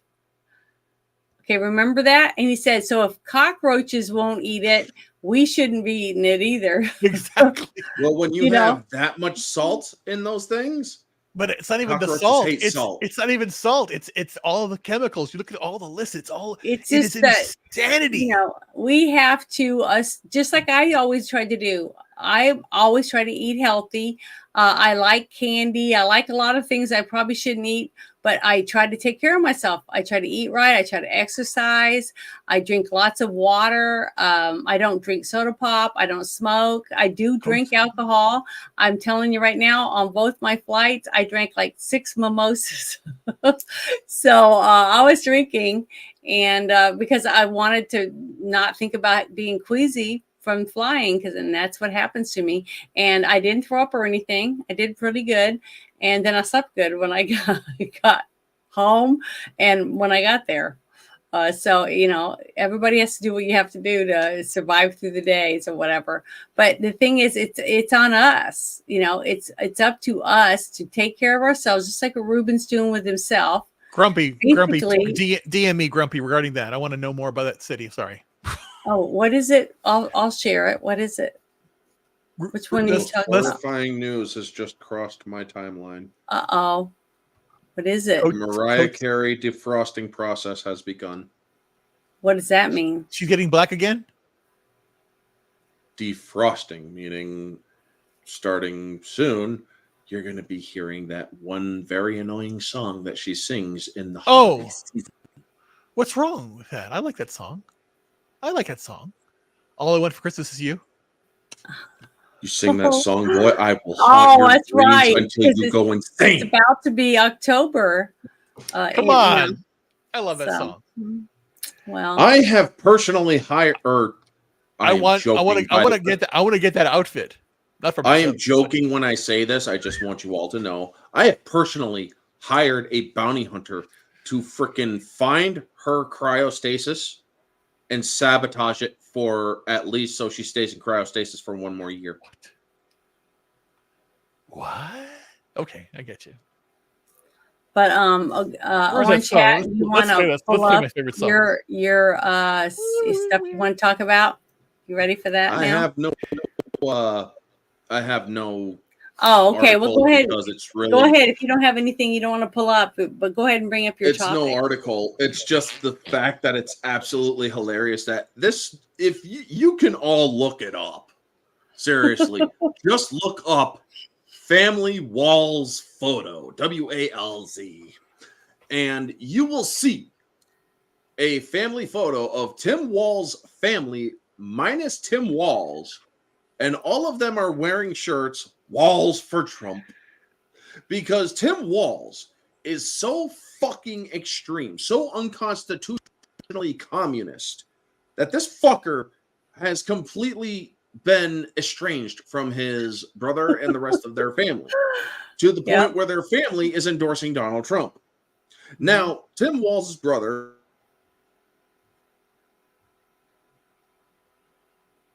somebody asked, is like, you should stand up for Trump or whatever. And he's like, me and my brother are ideologically opposed. We have been for 8 years, or we haven't talked for 8 years, and yada, yada. And, well, it blew up. So even where the cackling hens on The View, who took the month of August off for a vacation to hell, and then they came back extra fat and slobby, and now they're all bitching about Jeff Wells, and they're saying, oh, he should just shut the fuck up, and he should just shut up and keep it to himself. And yet they have Frank Trump, some douchebag of the Trump family, coming onto onto their fucking show because, well, they are hypocrites. And this dude is talking about how Donald Trump said the N-word twice when one of his cars got damaged somehow. And I'm thinking to myself, you fucking heifers need to go back to hell and maybe, I don't know, get a tan. Fucking trim some of that fat off while you're down there. Maybe run around the 7 circles. Get some exercise. Because, and also while you're down there, you might want to educate yourselves on the definition of hypocrisy. Because you pieces of shit are back onto your fucking show, and the first things you do are you bring on Frank Trump so he can talk shit about his family member. But then you hear about Jeff Walz and how he is not with his family, or he's not standing by his brother. And you then see that, well, okay, the rest of the family isn't there. And then you start complaining because, well, you guys just need to shut up and deal with it or keep it to yourselves. No, fuck you. That's not how this works. If you're going to allow this nobody Trump guy to come onto your fucking show and bitch about Trump and lie about Trump, I'm willing to bet that Donald Trump is going to freaking sue the fuck out of Frank Trump, by the way, for defamation. And then also sue The View, and I hope he does, for defamation. So, yeah. And then you guys are going to complain about Jeff Walz doing the same thing that Frank Trump did. Honestly, your show needs to be fucking canceled because Barbara Walters is fucking ashamed of you, and she's rolling in her grave saying, I wish this show died with me. I'm pretty sure that's Barbara Walters in her grave. But yeah, I'm trying to see if I could find that for you, but I don't see it. Or go to search, explore. Oh, I was looking on my timeline because I thought I posted it. Well, go to your book or go to the search thing and just say Walz family photo. Okay. I'm pretty sure you will find it. Go to the search thing up there and just type in Walz, W-A-L-Z, family photo. And he is not a fan of, he's not a fan of Barry. I don't know who the fuck Barry is. Or I'm guessing you mean Obama. But libel, defamation. Libel's written. Slander spoken. I mean, folks, it is very important that people actually. Okay, I found it. And there's a movie, and it's an absolutely boss movie with a boss moment from J.K. Simmons. Here we go. It's called Spider-Man. Hold on one second. It's called Spider-Man. You guys should watch it. He's like, Spider-Man was not trying to destroy the city. He was trying to save it. That's slander. That is not. I resent that. Slander spoken in Printon's libel. It's like, you fucker. But yes, this is it. I mean, the fucking Walz family is supporting Trump. The whole family. And there's been a statement, folks. There's been a statement, or that a lot of people are saying this. If an entire family is warning you against their family member, you should probably listen. Well, then the same thing, and then people are like, well, what about JFK? Because people are saying, well, if a legacy Kennedy is standing against the Democratic Party, you should probably listen. And it's like, I wanted to read this right here. Can you guys read that? I mean, I can zoom in right here. It says, every family has an idiot in it. And unfortunately, for the state of Minnesota and our nation, their idiot is a problem for all of us. I'm glad to see these patriots standing up to the deranged liar in their wonderful family. Somebody's trying to say that, oh my God, somebody's trying to keep this photo up because I want to actually look at these things here.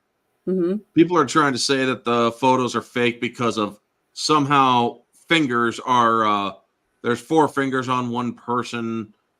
Hand gestures are weird and whatnot. Now, here's the thing. You guys don't understand something called, well, let's see here if I can actually, let me, come on, there we go. So when you have a hand like this. Here's my. All right, let's try it like this. You guys can see my pinky, yes? Mm-hmm. Okay, now can you see my pinky? No. Exactly. So do I have 4 fingers or do I have 5 fingers? Yeah, it's just depends on the angle of the camera and the way they're holding their hands or whatever. But it doesn't matter. You're gonna have naysayers and everything. That's why that's the only bad thing that I can see about AI and talking about AI is that people are going to say everything's AI now. You know, like in next year when somebody watches this video, they're going to say none of us are real. You know, that we're all fake. They faked our voices or whatever. You know, so I mean that's the thing. I don't know. They're all trying to come up with all of the. This is the problem with a lot of left-wing liberals and whatnot. Now, I'm not saying all liberals. I'm saying like people who are so deranged by the government, who are so enslaved to government hive mind and whatnot. You are unable to comprehend a difference of opinion to the point where you will violently lash out against people with those differences. Now, folks, I am not as forgiving as a lot of people. I mean, yes, I am religious. I pray and stuff, but God's forgiving. I'm not. I'm imperfect. And while I do support the Constitution of our United States, I do feel that there is a time in which the Constitution may need to be suspended under a very emergence of, well, an emergency, a situation like that. To the point where if you are so violent in your extremism that you can, or that you will react violently to any sort of opposition or oppositional thought, and you do so, your actions will lead to your own demise. Because, folks, these are the people that are ruining the country, that are actually creating things like the Communist Party of America, that were at the DNC, mind you, that kicked out Vivek Ramaswamy because he wanted to simply have a discussion. We're America. We allow these people to actually have a voice. Me, I understand that they are allowed to have a voice. I may not like that they use that voice to spread actual vile bigotry and hatred. And the fact that if any one of them even knew where Palestine was on a map, they would, and then did a little education, they would probably be like, oh, fuck, well, okay, maybe I don't support Palestine. Most of these people are brain dead idiots. Now, Tim Pool, as much as I think that he is, or as much as I think that he has some good points here and there, I think that he is not a constitutionalist. He's a libertarian, as he is very much admitted to. But this dude actually wants to violate the Constitution in so many different ways, where he is saying, I believe that we need to make it harder for people to vote. I believe that, or he is also an admitted non-free speech absolutist, meaning that people should not be able to say what they want. Me, I do believe that people should be able to say what they want. I may not like it, and there may be times where I may think, honestly, a bullet could solve this problem. Now, I'm not condoning violence, folks, by any means. I have had those thoughts, sure, but then right after those thoughts, it's like, but that's murder, and I don't do well in enclosed spaces. So common sense does eventually take over. Very quickly, eventually, not eventually as I'm down the road. But the point of the matter is free speech should be allowed, but there should be the consequences that go along with free speech. When our forefathers created the Constitution, when they created things like free speech, the First Amendment and the Second Amendment, people have every right to bear arms. Now, with the school shooting that we have, or have we discussed it earlier today? Earlier? Just before you say anything else, somebody sent me a DM and asked me to read it. And he says he disagrees. He says, we're at the point of sacrifice or the world falls. The Constitution can never be suspended. So I just wanted you to. The Constitution can be suspended under an Emergency Powers Act. I am not saying that it should be done. However, Trump was right when he said it can be done. Yeah, anything can be done. Well, just like I say week after week. Lincoln did it. When people would say stuff like, well, they can't do that because it's against the Constitution. They can't do that because it's against the Constitution. And I say it every week. Ask Razorfist when he thinks of it's only a piece of paper if you don't have anyone to back it up. Okay. So if somebody goes against the Constitution, but we don't have any courts or anyone that stands up to fight for it, it's just a piece of paper. Okay, so it's us, just like I said, it goes back to us standing up for the Constitution and forcing the people we put into office to defend it. See what I mean? It always goes back to the people, and that's what the Constitution is. It's made for us to use to keep our rights and to fight our own government. Okay. When just like there was a post I posted, I think it was yesterday or day before about why we need guns. We don't need automatic weapons. You know, yes, we do. We need them to protect ourselves. It's not for hunting. Therefore, protecting ourselves from our own government.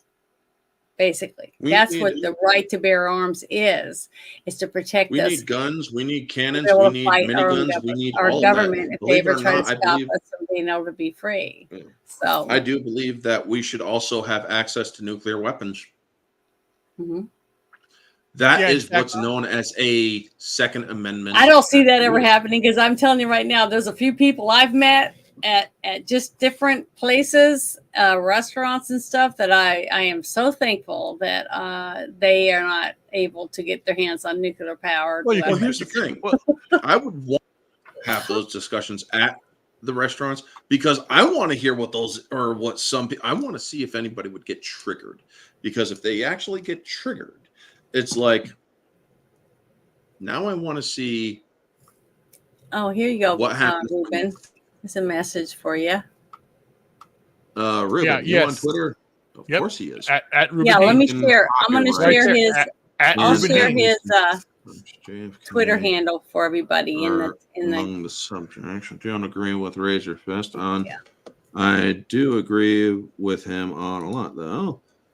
Perhaps most things. Second Amendment is needed, and it says you can own nukes. Say you can own nukes, but it does say you have a right to keep and bear arms. But so when it came with nuclear power or nuclear weapons, nuclear power, for me, what Trump has to do right away on day one is basically have every single base that is powered by the Navy have a nuclear plant. They have nuclear warships. Get nuclear plants built on these bases immediately, and then start powering them. And then your crisis is solved. We have nuclear power plants right now in California that are not up and running, making power for the state because they hate nuclear power. So even though they constantly say that they want everyone to be on electric cars, but it's a state thing. And clean energy, but they hate nuclear power. Enterprise zones all over. And again, Texas will grow, Florida will grow, Arkansas will grow. All the red states will grow if they follow Trump's plan. And if Illinois, New York, Washington, and Oregon and New York don't want to do it, then fuck them. They're done. Mm-hmm. And don't bail them out. There you go. That's what's going to happen. It's going to happen because what's going to happen? People in the states that don't go or that don't support the government or the state government? You change your government. Change your government. Go to your local. Easier said than done when a city decides your elections. Yeah, but the thing is that you have to leave New York. Just get out of New York. You don't have to stay there. Sure. And how exactly is everybody who are unable to actually get out of there because they can't afford it? But you voted. Who's going to freaking allow them, or who's going to freaking? But again, it's New help York, them save up to leave. New York City during Giuliani, he turned it around a little bit. But again, the bloat of turned it around a little bit. Fucking wiped out the mob. Yeah, but he turned it around a little bit because I say a little bit because again you had the Bloomberg come in and fuck everything up, and then but they allowed it as again you have to care. It has to be you have to push you into the sense that if New York is right now is about to explode in some instances because they have all these National Guard there right now. Don't you notice that in New York City? The National Guard is being held in. Fuck about so the something's gonna happen. Something's gonna happen. Someone sent me another DM, so I just copied and pasted it so we could read it. But we pretty much talked about all the things that we said we wanted to discuss, and it's after 11, and we've been going for just about 2 hours straight. Yeah. And is there anything you guys want to talk about? What's going on with your channels? Yes. We'll discuss the other thing that I mentioned before. We'll discuss that on X and Rumble later, I guess, on a different time. But on my channel, I have the theme streams on Tuesday. I'm going to destroy your phone if you keep that up, boy. I have theme streams on Tuesday. They are Kaiju. It's for the month of September. Kaiju September. Wednesdays for me and Mara for the 1s and 2s. On the later half of the month are X1 and 2, the X-Men movies, from Singer, Pervert. And then we have Logan and Wolverine coming up. These are plastic, folks. These are not real. These are not metal. See? Oh, no. Not metal or... Yeah, these can't do any harm. Yeah. So yeah, I got Logan and the Wolverine to be discussed on Thursdays exclusively on X at 8:30 p.m. Fridays, well, obviously we're doing the shit show and uncensored on my channel. Sundays are the weekly recaps. We're going to be talking, or me, Kate, and Ambassadorial Wing are going to be talking about the cancel culture campaign that happened by the Star Wars community to try to cancel some, or like Geeks and Gamers, Kennel, and Nerdrotic and them, and whatnot, and how it spectacularly failed. We will also be discussing the last 4 episodes of Terminator Zero, which damn, it was interesting, and among other things as well. Tomorrow I will be watching Beetlejuice, and so I will be mostly off because I also got to watch Beetlejuice, the first one, with that jackass Baldwin and beautiful Gina Davis, and a lot younger Winona Ryder. So yeah. So I will not be doing a review on it, but I'm going to see it. So I might talk about it. Who knows? Mondays are Monday night rants. So if you have something you want to rant about, you can come on to my channel at 9 p.m. It's an open invite. If you have something you want to rant about, not just talk about, but rant about, something that pisses you off, the link is always in the live chat. So yeah, also, I'm trying to reach 2025 by 2025 is what I call it. 2025 subs by the year 2025. So if that happens, I will do something special for the channel. If not, well, I will not do something special for the channel. Well, I just want to comment real quick on what Hardwiki just said in the chat. Recently tested. Yeah, I saw that video. The thing is, Hugh Jackman looks damn good doing it anyways. That's what I was gonna say. In Deadpool Wolverine, when you do the like a prayer moment with those claws, nobody fucking cares whether or not those claws are practical. They just wanted to, or they were like Deadpool. They're like, yeah, nice.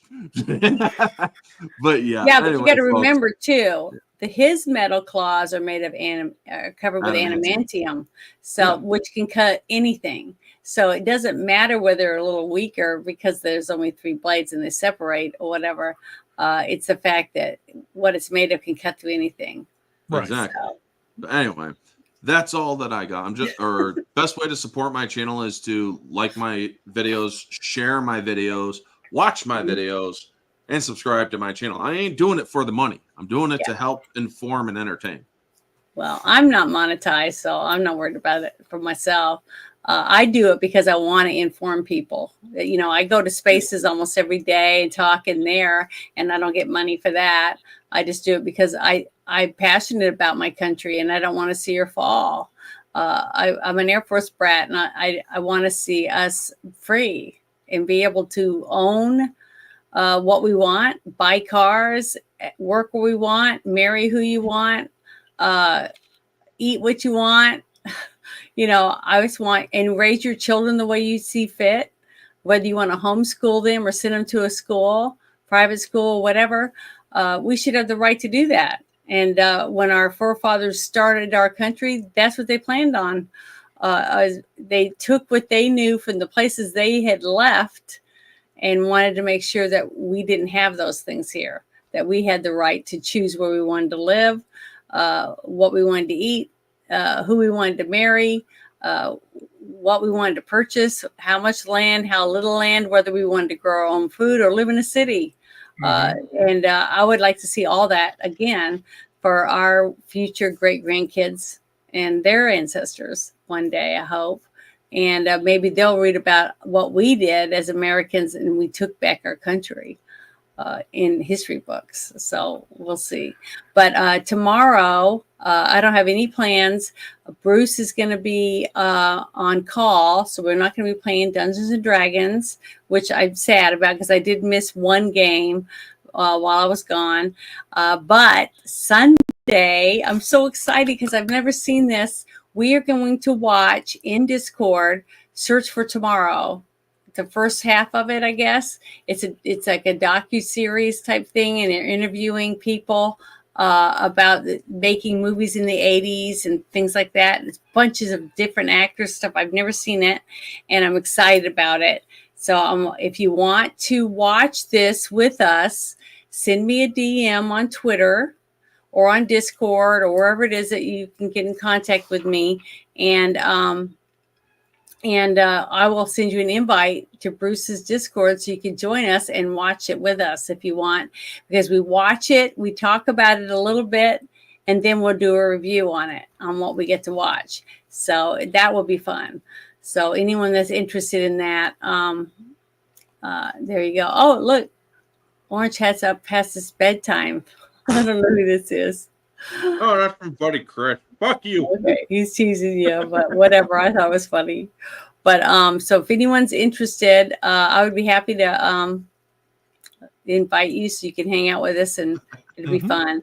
And besides that, I don't really have anything else planned yet until my next Team Shit Show. And I'm going to have a great guest. I'm so excited. I'm going to have Bear come on, and he's going to talk about the game that he's been writing and working on. And I'm excited about that. So that's what I'm going to do on Team Shit Show.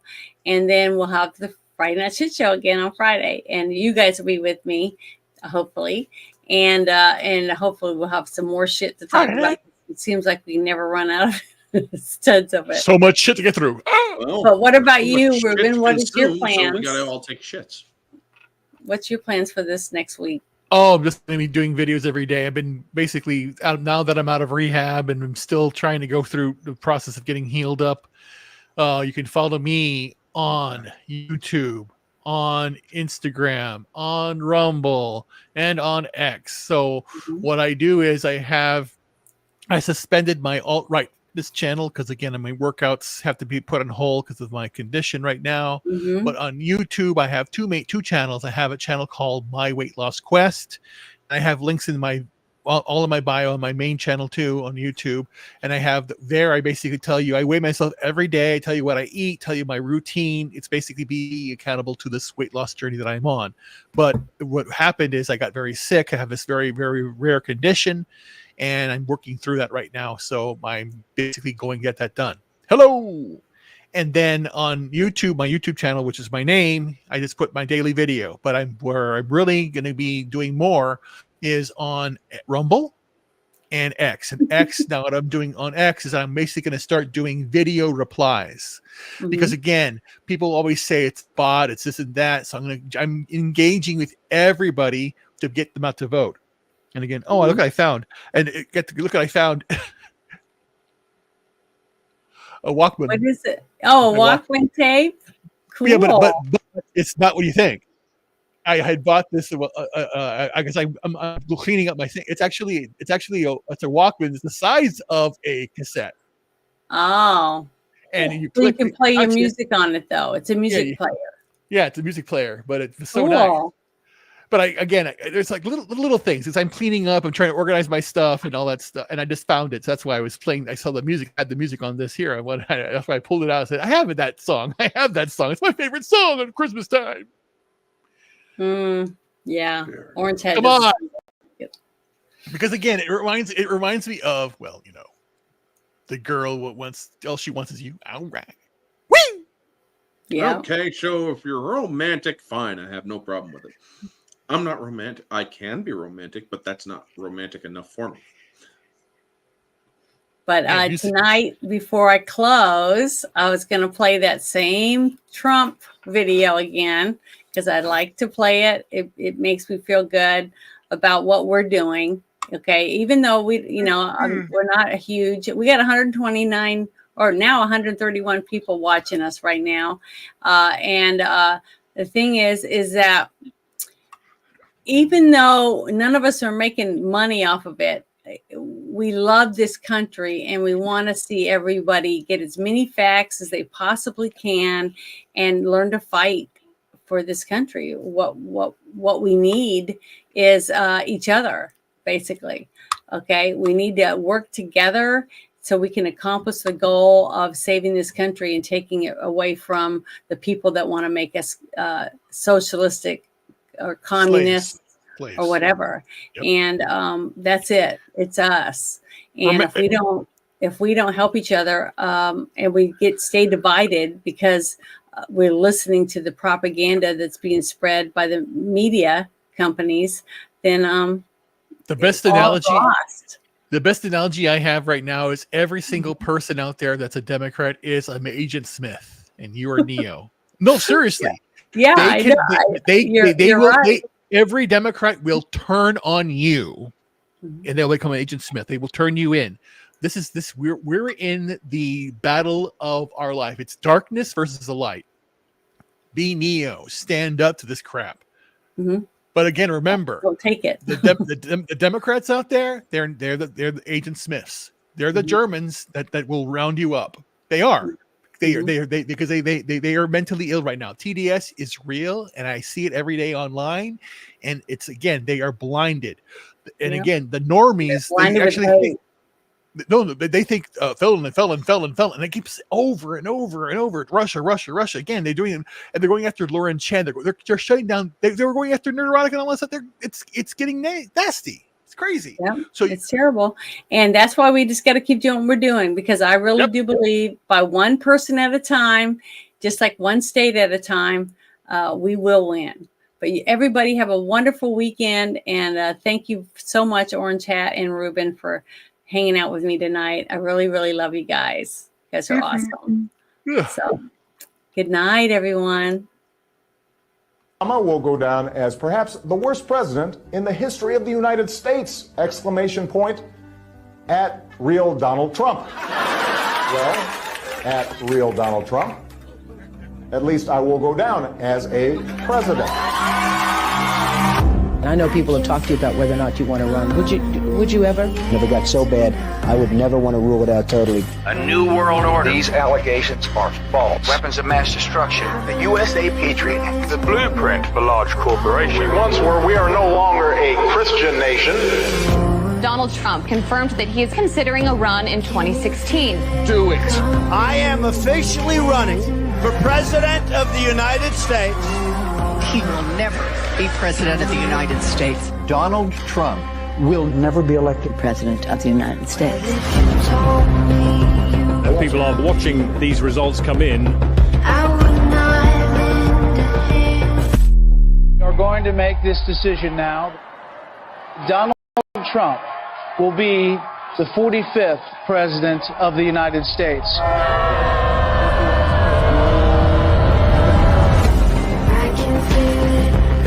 Does it ever seem to you that President Trump has done more than any president in modern history? In the 10 years I've been involved in politics, I've never seen an administration hit the ground running like this. I could spend the rest of the hour laying out the accomplishments under the Trump presidency, despite everything thrown at him. The market just had its 12th straight record close. Taking action to save as many kids as they can. We were energy independent under the Trump administration. More Americans reported being employed than ever. Helping those who have served our country in the military to get access to mental health care. The Great American Outdoors Act is the largest single piece of legislation to support our national parks and public lands. Created more than 7 million good-paying jobs. Websites can be held liable in court for having sex trafficking content. The Abraham Accords, which for any other president would have been multiple peace prizes. America did not enter into a foreign war. The employment rate in the U.S. fell to 3.5%. The First Step Act eases federal sentencing for nonviolent offenders. Increased funding for historically black colleges and universities. Allows terminally ill patients easier access to experimental drugs. Kept the inflation rate low. Honored with the Bipartisan Justice Award. Had a massive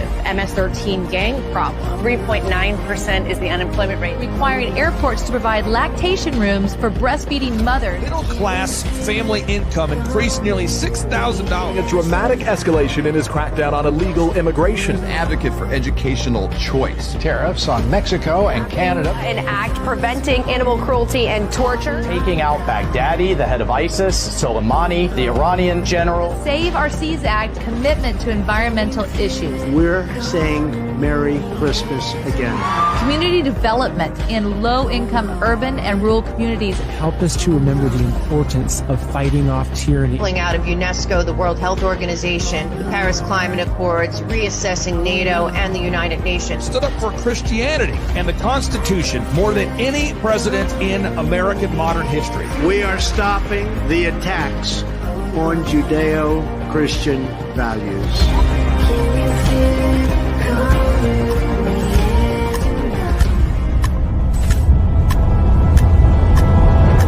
Do you miss me yet?